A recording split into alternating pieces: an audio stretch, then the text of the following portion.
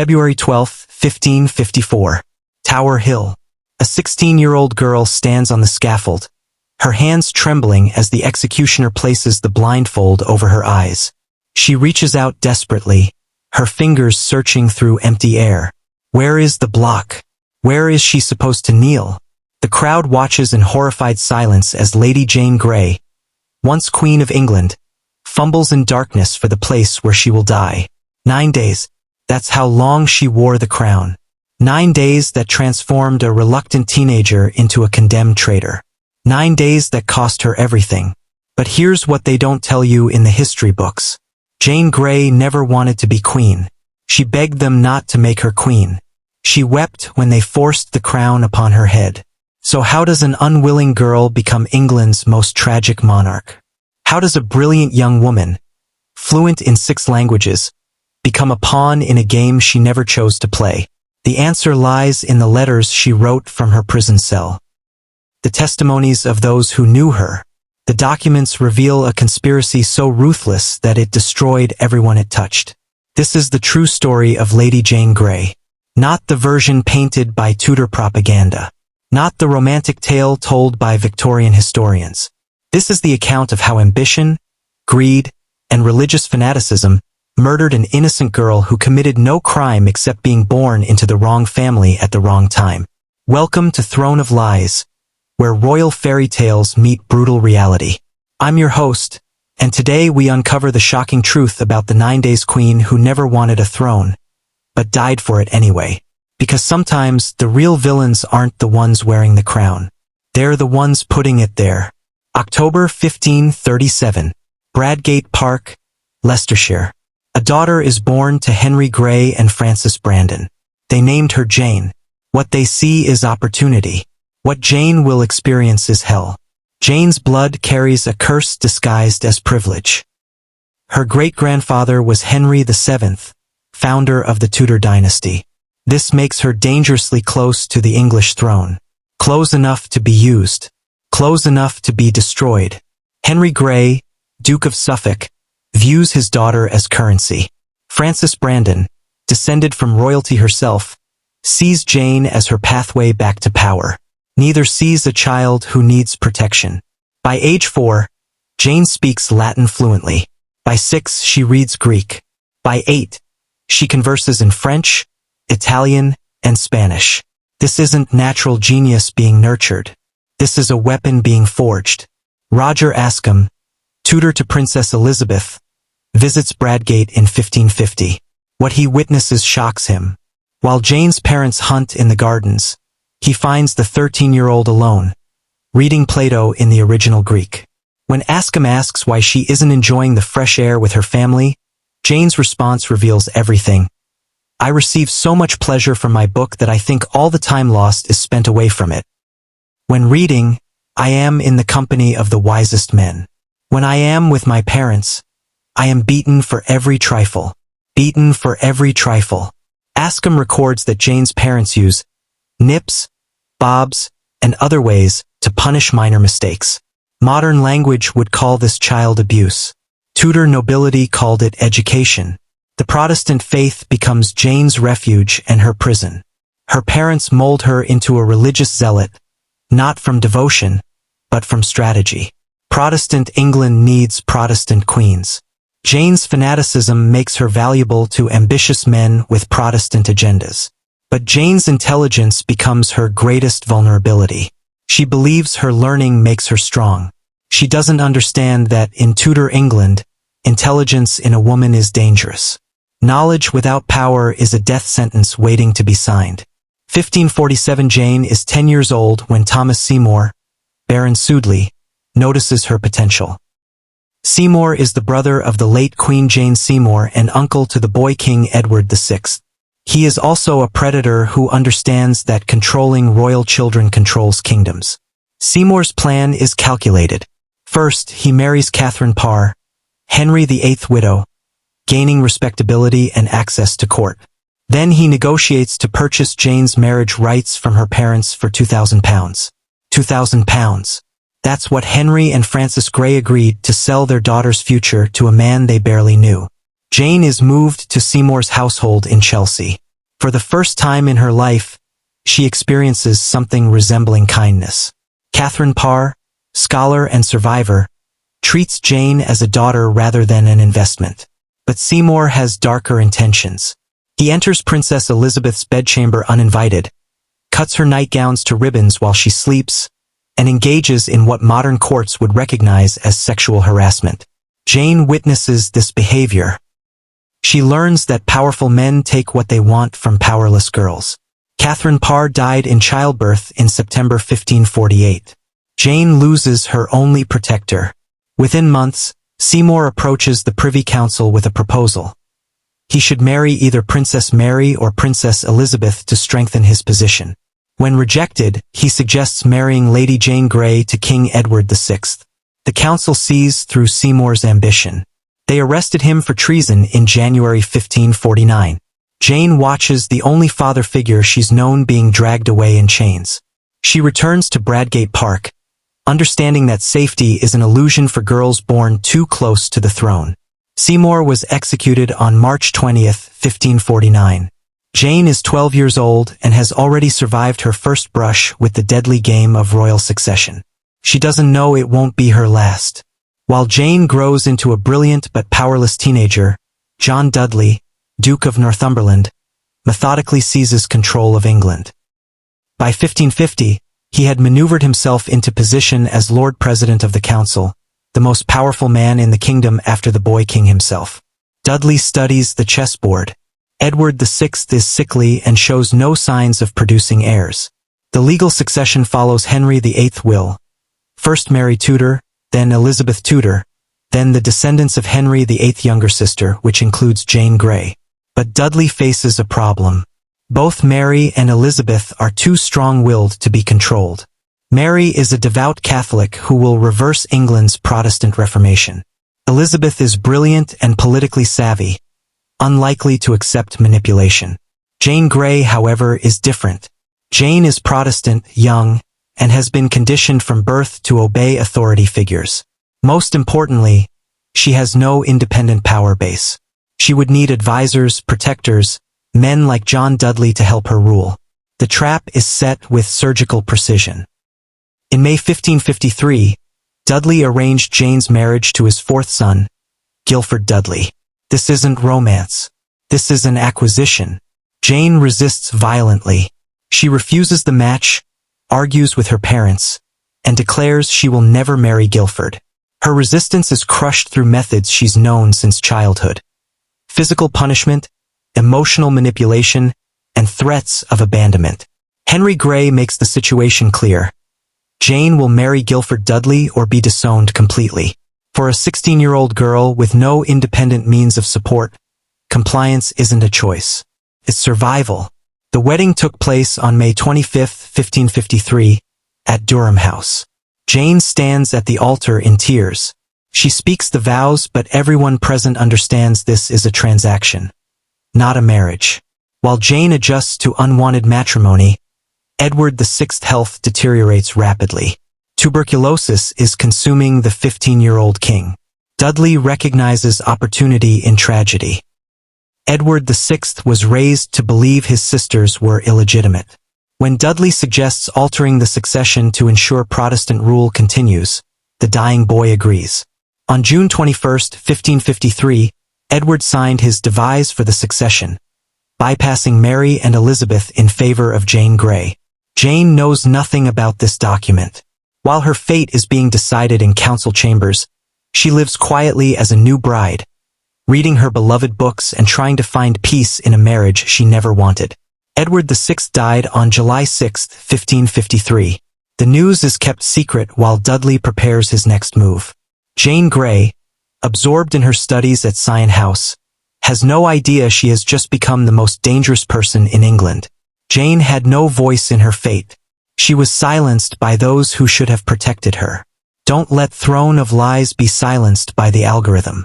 If you're already gripped by Jane's tragic story, imagine the hundreds of other silenced voices waiting to be heard. Hit subscribe and help us reach our first 1,000 subscribers. These stories need to be told. June 1553. Greenwich Palace. A dying 15-year-old king lies in his chamber, coughing blood into silk handkerchiefs. Edward VI weighs less than 70 pounds. His skin is gray, his breathing labored. Death stalks the corridors of the palace, but John Dudley sees only opportunity. Dudley understands timing. A desperate, dying boy is malleable. A terrified child king can be convinced that salvation requires radical action. Edward has been raised to believe his Protestant reforms saved England from Catholic darkness. Now Dudley whispers poison into dying ears. If Mary Tudor becomes queen, England will burn again. The manipulation is masterful. Dudley doesn't suggest treason directly. Instead, he poses questions. What if Parliament declared Mary and Elizabeth illegitimate, as Henry VIII once did? What if the succession passed to truly Protestant heirs? What if England's future depended on Edward's courage? Edward VI, brilliant but naive, believes he is saving his kingdom. On June 21, 1553, he signed the device for the succession. This document overturns his father's will, Parliament's authority, and centuries of legal precedent. With a trembling hand, a dying boy makes Jane Grey his heir. The legal gymnastics are breathtaking in their audacity. The device declares Mary and Elizabeth bastards, despite Parliament's restoration of their legitimacy. It bypasses their claims entirely, passing the crown to the heirs male of Lady Jane Grey. Not to Jane herself, but to her future sons. But Dudley faces a problem. Jane has no sons. She has no children at all. So the device is hastily amended. The crown will pass to Lady Jane Grey and her heirs male. Jane Grey, who has never been consulted about any of this, is now heir to the throne of England. Edward VI died on July 6, 1553, at approximately 9 o'clock in the evening. His final words, witnessed by his chaplains, are, "I am faint. Lord, have mercy upon me, and take my spirit." He is 15 years old. The death is kept secret. Dudley needs time to secure his position, to ensure his men control key strategic points, to guarantee that when Jane is proclaimed queen, resistance will be impossible. For 3 days, Edward's death remains hidden while Dudley orchestrates the greatest political coup in English history. July 9, 1553. Sion House. Jane Grey sits peacefully in the garden, reading Plato's Republic. She has no idea her world is about to collapse. Her mother-in-law, the Duchess of Northumberland, arrives with an escort of nobles. Jane must come to Sion House immediately, they tell her. The Duchess claims illness requires Jane's urgent presence. Jane, trained from childhood to obey authority, complies. At Sion House, Jane finds the Privy Council assembled. These are the most powerful men in England: Archbishop Cranmer, the Earl of Arundel, and the Earl of Huntingdon. They kneel before her. Jane stares in confusion. Why are they kneeling? Northumberland speaks the words that destroy Jane's life. "The king is dead. You are now Queen of England." Jane's reaction is immediate and visceral. She falls to the ground. Contemporary accounts record that she did earnestly weep and trouble herself. She declares the news impossible. Mary Tudor is the rightful queen. She cannot, will not, accept this burden. But the council has prepared for resistance. They explain Edward's device, his legal right to choose his successor, and his Protestant duty to prevent Catholic restoration. Jane's learning becomes her weakness. She understands the theological arguments. Her Protestant conscience wars with her personal terror. The manipulation continues for hours. Jane begs to be allowed to refuse. The nobles explain that this is impossible. England needs her. God has chosen her. She has no right to abandon her Christian duty. Finally, broken by pressure and terrified of the consequences of continued resistance, Jane accepts. But her words reveal her true feelings. "If what has been given to me is lawfully mine, may thy divine majesty grant me such spirit and grace that I may govern to thy glory and service, and to the advantage of this realm. If it is lawfully mine." Even in accepting, Jane questions the legitimacy of her crown. July 10, 1553. The Tower of London. Jane enters as queen, but the tower feels like a prison. The apartments are luxurious, the servants obsequious, but Jane understands she cannot leave. This is not a coronation. This is captivity. Day 1. July 10th, 1553. Jane wears her crown for the first time, but it brings no joy. The circlet of gold feels heavy, alien, wrong. She sits in the royal apartments of the Tower, surrounded by counselors who speak of proclamations and ceremonies, while her heart breaks with the weight of unwanted responsibility. Guilford Dudley chooses this moment to reveal his true character. He storms into Jane's presence, demanding to be proclaimed king. Not king consort, not king regent, but king absolute. Jane's refusal ignites his fury. He threatens to leave her, to abandon their marriage, to expose her weakness to the world. Jane's response reveals the steel beneath her scholarly exterior. She will make Guilford a duke, she declares, but she will not make him king. Only Parliament can grant such authority, and Parliament has not been consulted. In her first act as queen, Jane defies her husband. Day 2. July 11th, 1553. The proclamation of Jane's accession is read in London. The reaction is telling. No crowds cheer. No celebrations begin. The city receives the news in stony silence.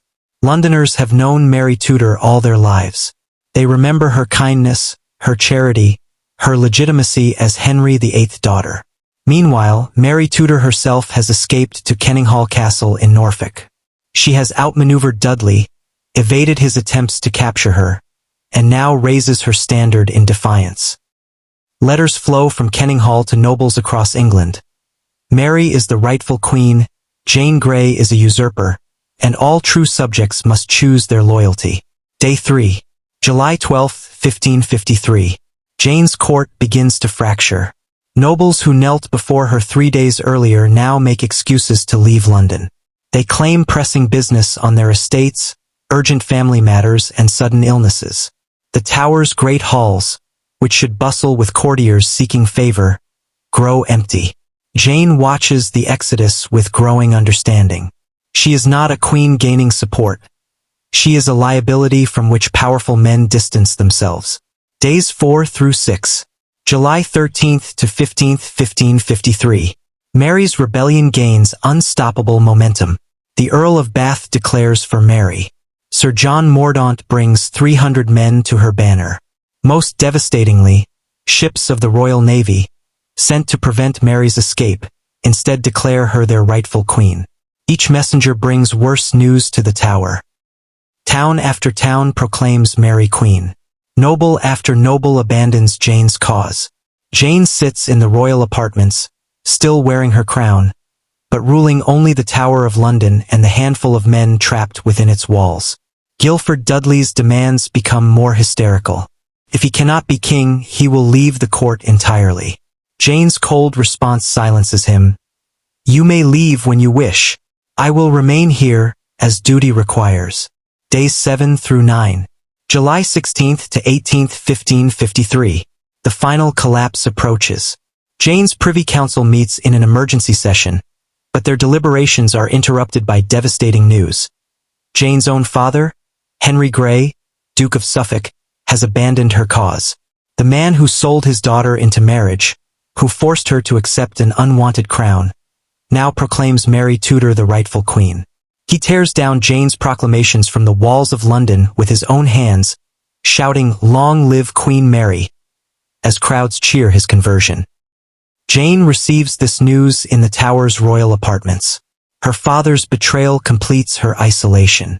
She has lost her supporters, her council, her family. She rules nothing but stone walls and her own breaking heart. Yet in these final hours, Jane displays remarkable courage. When her remaining counselors suggest fleeing England, she refuses. When they propose negotiating with Mary, she insists that any terms must protect her innocent supporters. When Guilford begs her to save them both by renouncing the crown, Jane makes her final decision as queen. She will not make Guilford king. She will not flee like a coward.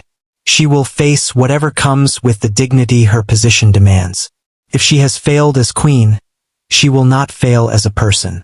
Day 9. July 18th, 1553. Jane Grey's reign ends not with battle but with paperwork. The Privy Council, led by the Earl of Arundel, formally proclaims Mary Tudor Queen of England. They do not consult Jane. They do not seek her abdication. They simply announce that her reign is over. Jane's response surprises everyone. When informed that Mary has been proclaimed queen, she shows relief rather than despair. "May I now return to my private life?" she asks. The innocent question reveals how little Jane understands her situation. In the game of royal succession, there is no returning to private life. There are only winners and losers. And losers, in Tudor England, rarely live to regret their defeat. July 19, 1553. The Tower of London transforms from palace to prison in a matter of hours. The guards who bowed to Jane yesterday now watch her with suspicion. The servants who served her meals now eye her with fear. The Queen's apartments become a cell, luxurious but inescapable. Jane sits in her chamber, no longer wearing her crown. For the first time in 9 days she feels peace. The weight of unwanted authority has been lifted from her shoulders. She believes her nightmare is over. She has no idea it has barely begun. The arrests begin systematically. John Dudley, Duke of Northumberland, is seized at Cambridge while attempting to rally support for Jane's cause. His sons, including Jane's husband Guildford, are taken into custody at the Tower. One by one, everyone connected to Jane's brief reign disappears into captivity. Jane watches from her window as prisoners arrive. She recognizes faces that once filled her court, men who swore loyalty to her cause. Now they shuffle through the Tower gates in chains, their faces marked by terror and regret. But Jane feels something unexpected: relief. She writes to Mary Tudor, acknowledging her as the rightful queen and begging forgiveness for her unwilling participation in the conspiracy. Jane's letter reveals her true feelings. "I confess that I accepted the crown unlawfully, but I call God to witness that I was never willing to take it upon me." Mary Tudor's initial response brings hope. The new queen, secure in her victory, can afford magnanimity toward a 16-year-old girl who clearly never wanted the throne. Mary announces that Jane will not be executed immediately. She may even receive a pardon, if she proves truly repentant. Jane's family reacts to this mercy with desperate gratitude. Her father, Henry Grey, grovels before Mary, proclaiming his loyalty and begging forgiveness for his daughter's sake. Her mother, Frances Brandon, emphasizes Jane's youth and innocence, her unwillingness to accept the crown. The charges against Jane are carefully crafted. She is accused of high treason for accepting the crown unlawfully, but the indictment acknowledges her youth and the pressure she faced. Even Mary's prosecutors seem uncomfortable pursuing a death sentence against someone so obviously manipulated by others. On November 13, 1553, Jane Grey and her husband, Guildford Dudley, were tried for high treason at the Guildhall. The verdict is predetermined. Both are found guilty and sentenced to death. But everyone understands this is political theater. Mary needs legal justification for keeping Jane imprisoned, not actual grounds for execution. Jane accepts the verdict with remarkable composure. She pleads guilty to the charges, acknowledging that accepting the crown was unlawful, but maintains her innocence of treasonous intent. Her dignity in defeat impresses even her judges. Back in the Tower, Jane settles into a routine that almost resembles normal life. She has books, writing materials, and regular meals. She corresponds with scholars, debates theology with visiting priests, and maintains the intellectual pursuits that have always brought her comfort. Guildford Dudley, imprisoned separately, proves less stable. He writes desperate letters to his wife, begging her to use her influence with Mary to save his life. Jane's responses are cool, formal, and realistic. She has no influence. They are both prisoners now, dependent entirely on Mary's mercy. Months pass. Jane celebrates her 17th birthday in the Tower, still alive, still hopeful that Mary's initial mercy will extend to a full pardon. She doesn't understand that mercy in Tudor politics is always conditional, and the conditions are about to change. Jane thought her nightmare was over when Mary showed mercy. She had no idea the worst was yet to come. Just like Jane's story has been buried for centuries, Throne of Lies needs your help to uncover more forgotten tragedies. Subscribe now. Every click helps rescue another lost story from history's vault. December 1553. Jane has been imprisoned for 5 months. Each day brings the same routine. Prayers at dawn, theological study, correspondence with scholars, quiet meals alone. She has adapted to captivity with the resignation of someone who never expected freedom. What she doesn't know is that her father is about to destroy any chance she has of survival. Henry Grey, Duke of Suffolk, has learned nothing from his daughter's catastrophe. The man who abandoned Jane to save his own skin now commits an act of stunning stupidity that will seal her fate forever. Thomas Wyatt the Younger, son of the famous poet, approaches Grey with a proposition. Mary Tudor's engagement to Philip II of Spain threatens England's independence. Protestant nobles across the country are prepared to rise in rebellion. They need leaders. They need legitimacy. They need the Grey name. Wyatt's plan seems simple. Overthrow Mary, prevent the Spanish marriage, and restore Protestant rule. But Wyatt needs a figurehead, an alternative queen to rally Protestant support. Elizabeth Tudor refuses to cooperate. That leaves one option: restore Lady Jane Grey to her rightful throne. Henry Grey's decision to join this conspiracy defies all logic. His daughter's life depends on Mary's continued mercy. Any involvement in rebellion guarantees Jane's execution. Yet Grey agrees to participate, driven by the same ambition that has cursed his family for years. Jane knows nothing about these plans. In her tower cell, she continues her scholarly pursuits, unaware that her father's recklessness is about to make her a target once again. She writes letters to reformed theologians across Europe, debates scripture with her guards, and maintains the intellectual life that has always sustained her. January 25, 1554. The Wyatt Rebellion begins in Kent. Thomas Wyatt raises his standard, proclaiming resistance to Spanish marriage. His manifesto declares Mary an illegitimate queen who has sold England to foreign princes. The rebellion spreads quickly through Protestant strongholds in the southeast. But Wyatt makes a critical error. His proclamations invoke Jane Grey's name as the rightful queen. Without consulting Jane, without her knowledge or consent, Wyatt makes her the symbolic leader of armed rebellion against Mary Tudor. In London, Mary's government reacts with fury and fear. This is not merely resistance to Spanish marriage. This is an attempt to restore the usurper Jane Grey. Every Protestant in England becomes suspect. Every noble family with Grey connections faces scrutiny. Henry Grey compounds his folly by attempting to raise a rebellion in Leicestershire. He proclaims Jane Grey as the rightful queen and calls for armed resistance to Mary's rule. His pathetic revolt attracts fewer than 100 supporters before collapsing completely. Grey is captured within days, brought to London in chains, and thrown into the Tower. His rebellion has lasted less than a week, but the damage is catastrophic.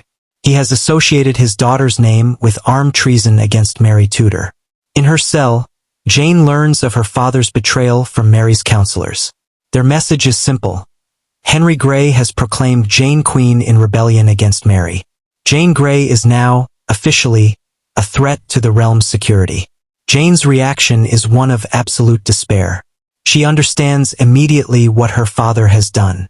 His stupidity has transformed her from a pathetic victim into a dangerous symbol. Mary can no longer afford to show mercy to someone whose very existence inspires rebellion. The Wyatt Rebellion itself reached London on February 3, 1554. Wyatt's forces cross London Bridge and advance through the city streets. For terrifying hours, it appears the rebellion might succeed. Mary's government teeters on the edge of collapse.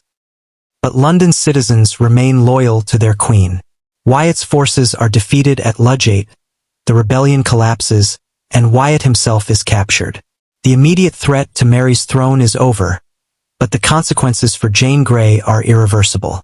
Mary Tudor's advisors are unanimous.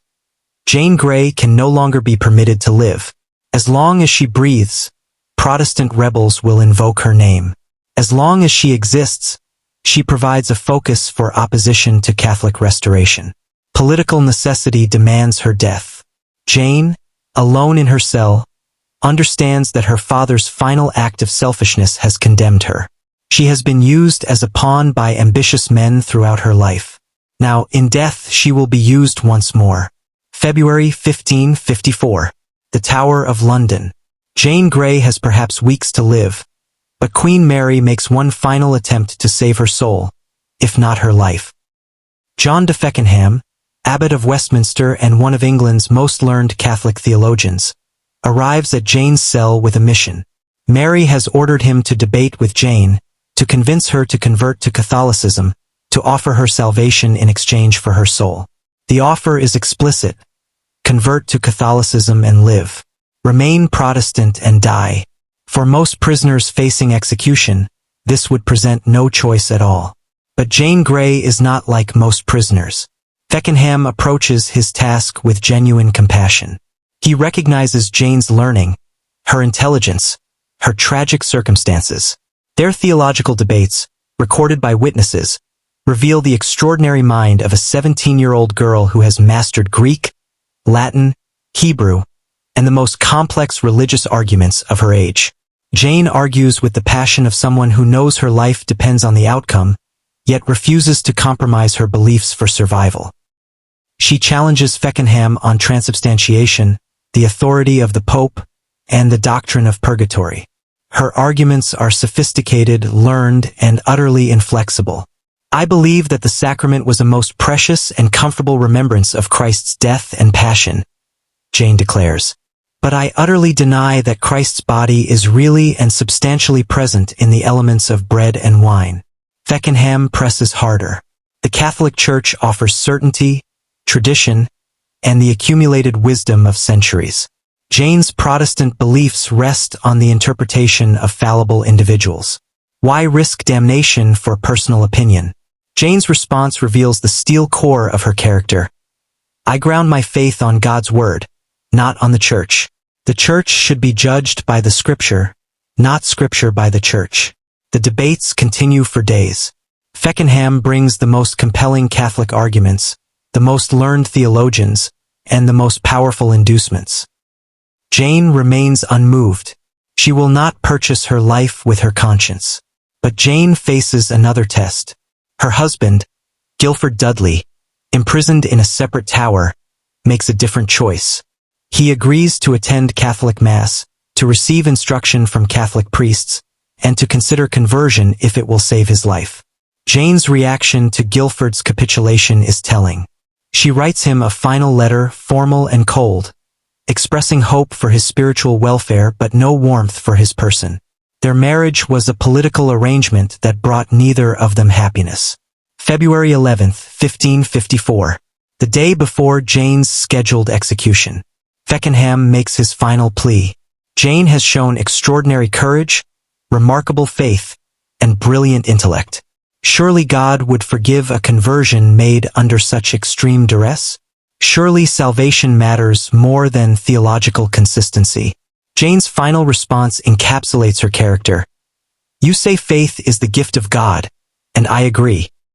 But I believe God's gift to me is the Protestant faith, and I will not reject it to save my mortal life. That same day, Jane witnesses something that breaks her heart. From her window in the tower, she watches as Guilford Dudley is led to his execution on Tower Hill. The boy she married against her will, who demanded to be made king, who abandoned his Protestant faith to save his life, dies first. Jane watches the cart return carrying Guilford's headless body. She shows no emotion, but witnesses note her hands shaking as she turns away from the window. Tomorrow she will follow the same path. Feckenham's mission has failed. Jane Grey will die a Protestant martyr rather than live as a Catholic convert. Her faith, which her parents weaponized and her enemies exploited, becomes in the end her final act of personal autonomy.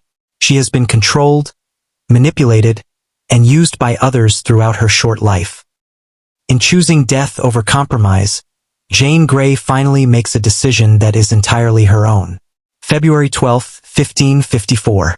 Dawn breaks cold and grey over the Tower of London. Lady Jane Grey wakes in her cell knowing this is the last morning of her life. She is 17 years old. Jane dresses carefully in a black gown, as befits a condemned traitor. She carries her prayer book, worn from constant use during her months of imprisonment. She has written her final letters, made her peace with God, and prepared to face death with the dignity that has sustained her throughout her ordeal. The scaffold has been erected on Tower Green within the Tower walls, rather than on Tower Hill where Guilford died. This is a concession to Jane's royal blood, sparing her the indignity of a public execution before bloodthirsty crowds. Jane walks to the scaffold accompanied by two gentlewomen, her childhood nurse Mrs. Ellen, and John de Feckenham, who has requested permission to attend her final moments despite his failure to convert her. The small crowd gathered on Tower Green includes the Lieutenant of the Tower, various officials, and a few curious courtiers. This is not a spectacle but a solemn duty. England is about to execute a 17-year-old girl who never wanted to be queen. Jane mounts the scaffold with steady steps.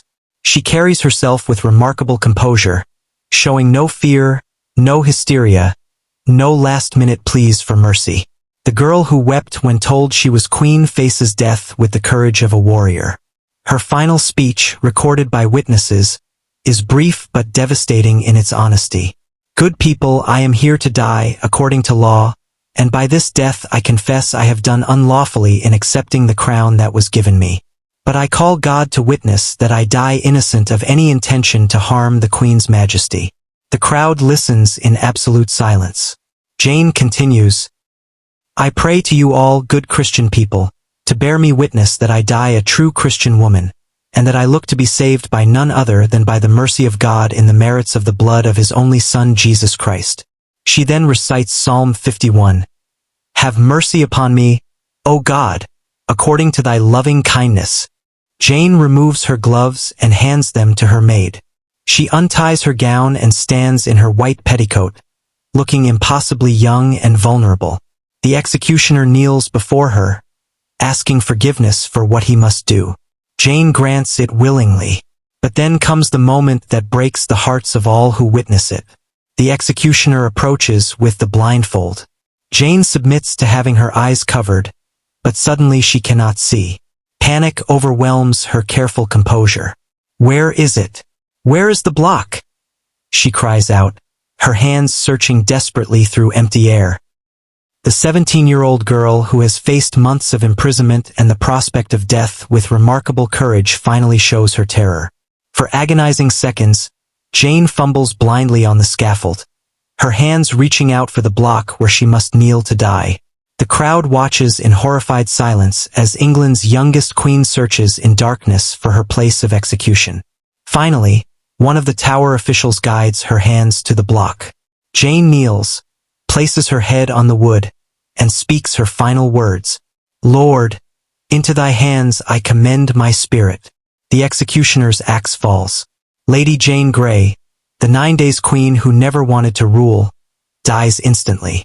Her blood stains the scaffold of the Tower of London, joining the countless others who have paid the ultimate price for the ambitions of powerful men. Jane's body is wrapped in a rough cloth and buried hastily in the chapel of St. Peter ad Vincula within the Tower walls. There is no elaborate funeral, no monument, no celebration of her life. The girl who spoke 6 languages, debated theology with the finest minds of her age, and showed extraordinary courage in her final moments is interred like a common criminal. Within hours, official accounts begin minimizing Jane's innocence and emphasizing her guilt. The Tudor government cannot afford to acknowledge that they have executed a manipulated child. The narrative must be that Jane was a willing traitor who paid the just price for her crimes. But the witnesses to her death know the truth. They have seen a 17-year-old girl die with extraordinary grace for crimes she never wanted to commit. They have watched the execution of someone who was a victim, not a villain. History, however, will not be kind to Jane Grey's memory. Tudor chroniclers will paint her as an ambitious usurper who got her just deserts. Later historians will romanticize her as a tragic heroine, but miss the brutal reality of her manipulation and abuse. The truth of her innocence, her unwilling participation in the conspiracy that destroyed her, will be buried beneath layers of propaganda and myth. Jane Grey died because adults used her as a weapon in their political games. She was a pawn from birth to death, never allowed to make her own choices until the final decision to die for her faith rather than betray it. In choosing martyrdom over survival, she achieved the only true act of independence in her short, tragic life. Jane died at 16 because adults used her as a political pawn. Her story was nearly lost forever. How many other innocent victims of royal ambition have been forgotten? Throne of Lies exists to give them a voice. Subscribe and be part of our mission to hit 1,000 subscribers. Help us ensure these stories of injustice are never buried again. February 12, 1554. Within hours of Jane Grey's execution, the machinery of historical revision begins its work. Queen Mary's government cannot admit that they have murdered an innocent child. The narrative must be rewritten. The victim must become the villain. Tudor chroniclers receive their instructions. Jane Grey was an ambitious usurper who willingly accepted the crown. She was a dangerous Protestant fanatic who threatened Catholic England. Her execution was justice, not murder. The official histories begin to take shape, each one moving further from the truth. John Foxe, the Protestant martyrologist, seizes Jane's story for his own purposes. In his Acts and Monuments, Jane becomes the perfect Protestant martyr, a young woman who chose death rather than abandon her faith.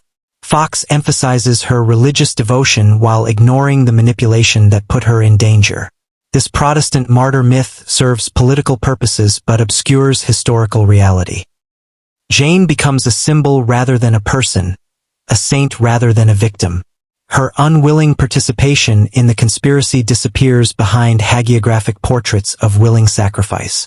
The Victorian era completes the romanticization of Jane Grey's story. 19th century historians, obsessed with tragic heroines and noble sacrifice, paint Jane as a willing participant in her own destiny. She becomes the scholarly princess who chose death over dishonor, the tragic queen who died for love of learning. Victorian paintings show Jane as a serene martyr, calmly accepting her fate with Christian resignation. These images, repeated in countless books and articles, create a myth that persists to this day. The terrified 17-year-old who fumbled blindly for the executioner's block disappears behind romantic fantasy. But contemporary documents tell a different story.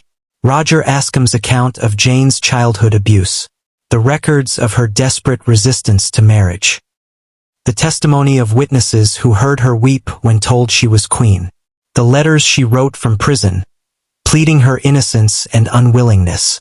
These documents reveal the truth Tudor propagandists tried to hide. Jane Grey was a victim of systematic manipulation from birth to death.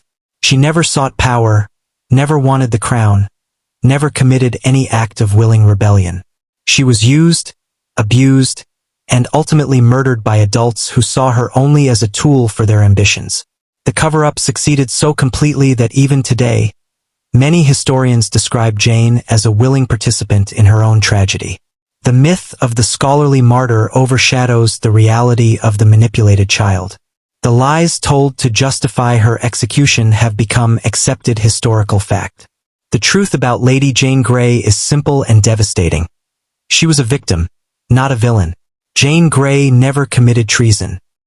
She was forced to accept a crown she didn't want by adults who threatened to abandon her if she refused. She reigned for 9 days over a kingdom that rejected her, then gratefully abdicated when Mary Tudor claimed her rightful throne. The real criminals in this story escape historical judgment. John Dudley, Duke of Northumberland, who orchestrated the entire conspiracy, received the death he deserved but only after destroying an innocent girl's life. Henry and Frances Grey, who sold their daughter to the highest bidder and beat her into submission, lived comfortable lives while their child died for their ambitions. The system that allowed children to be used as political pawns continued unchanged. Royal marriages remained transactions. Noble daughters remained commodities. The powerful continued to sacrifice the innocent on the altar of ambition. Jane's death accomplished nothing. Mary Tudor's reign proceeded exactly as it would have if Jane had never existed. The Protestant martyrs continued to burn at Smithfield. The The Spanish marriage took place as planned. The Catholic Restoration moved forward without pause. Jane Grey died for no purpose except to demonstrate the price of powerlessness in Tudor England.